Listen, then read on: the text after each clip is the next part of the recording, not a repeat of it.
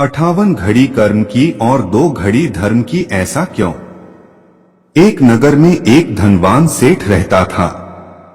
अपने व्यापार के सिलसिले में उसका बाहर आना जाना लगा रहता था। एक बार वह परदेश से लौट रहा था। साथ में धन था, इसलिए 3-4 पहरेदार भी साथ ले लिए।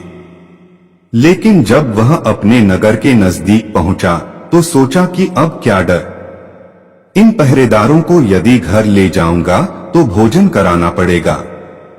अच्छा होगा यहीं से विदा कर दूं। उसने पहरेदारों को वापस भेज दिया। दुर्भाग्य देखिए कि वह कुछ ही कदम आगे बढ़ा कि अचानक डाकुओं ने उसे घेर लिया। डाकुओं को देखकर सेठ का कलेजा हाथ में आ गया।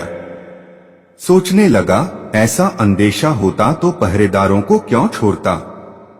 आज तो बिना मौत के मरना पड़ेगा। डाकू सेठ से उसका धन आदि छीनने लगे।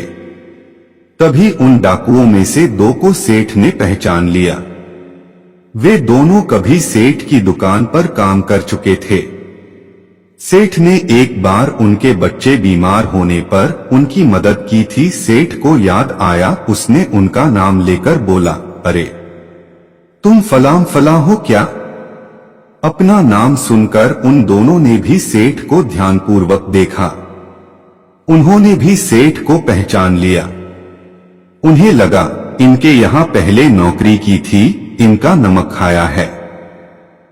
इन्होंने हमारी मदद की थी, इनको लूटना ठीक नहीं है। उन्होंने अपने बाकी साथियों से कहा, भाई इन्हें मत लूटो, ये हमारे पुराने सेठ जी हैं। यह सुनकर डाकुओं ने सेठ को लूटना बंद कर दिया। दोनों डाकुओं ने कहा, सेठ जी अब आप आराम से घर जाइए, आप पर कोई हाथ नहीं डालेगा। सेठ सुरक्षित घर पहुंच गया। लेकिन मन ही मन सोचने लगा, 2 लोगों की पहचान से 60 डाकुओं का खतरा टल गया। धन भी बच गया, जान भी बच गई। इस रात और दिन में भी 60 घड़ी होती हैं।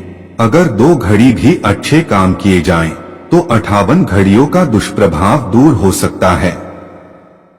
इसलिए किसी ने सही कहा है, 58 घड़ी कर्म की और 2 घड़ी धर्म की।